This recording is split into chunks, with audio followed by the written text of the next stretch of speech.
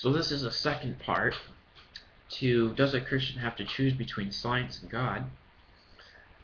And before the video cut out, I was talking about how believing something is different than knowing something, and that we're precisely called believers in Christ for the very fact that we don't know. For I was not there when Christ was born, and I was not there on day one when God created the heavens and the earth. So I believe those things. I don't know those things. And that is where faith comes in. Faith is the bridge between belief and knowledge. Now, it would be worth saying that this faith that is a bridge between belief and knowledge is not blind faith, although some people's faith is blind. But my faith as a professing Christian is built on evidence, historical evidence, and eyewitness accounts, archaeological evidence.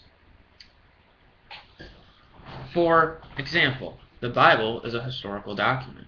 It's actually a collection of 66 books written by various authors over a period of time, which the Bible claims was inspired by God.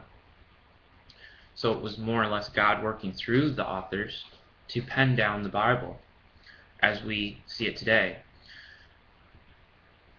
So in the Bible, we have historical accounts and records and eyewitnesses of people claiming to have known Jesus, that he was a real historical figure.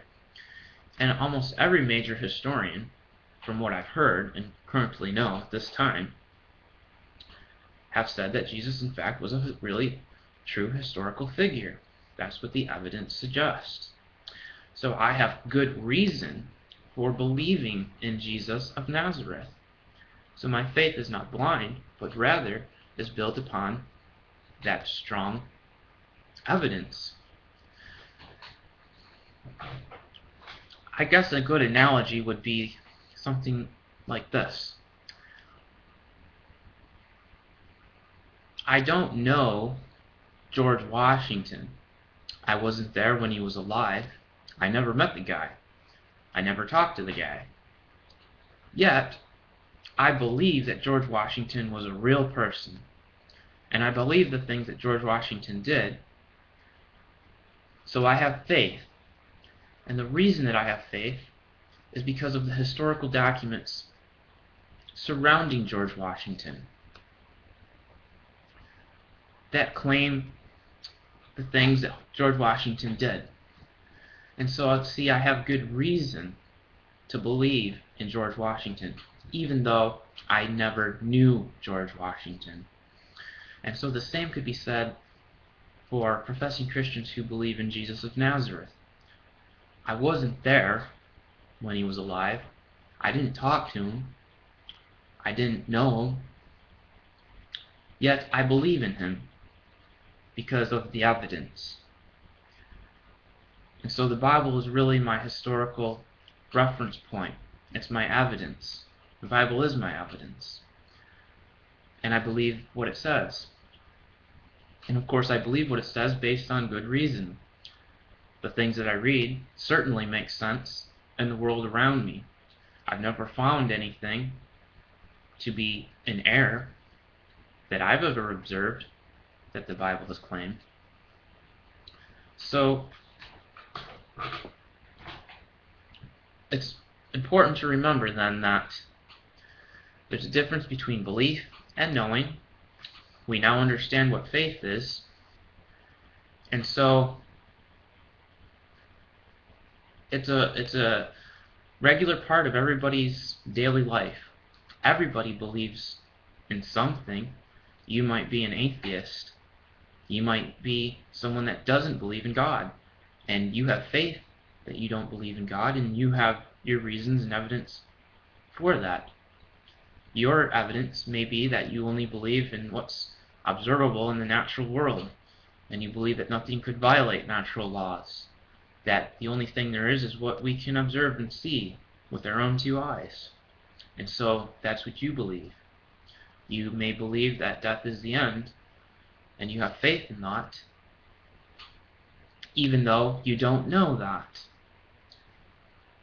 And likewise, even though you don't know that this universe is all that there is, you're going based upon your assumptions, just as I base my assumptions upon the Bible. So they're two different worldviews, and it's all based upon our belief and the evidence. And I, for one, think that Christians are grounded in very good evidence, historical evidence, archaeological evidence, scientific evidence, and very good logical arguments that many well-known Christian apologists have made. So, an apologist being that of someone who defends the Christian faith, not somebody who apologizes for their faith, because that word is often misused. So I think there's some very good arguments, and it's very, and I would say it's more reasonable for me to believe in God than not to. And more so than that, on a deeper emotional level for me, it gives me hope. It gives me purpose, and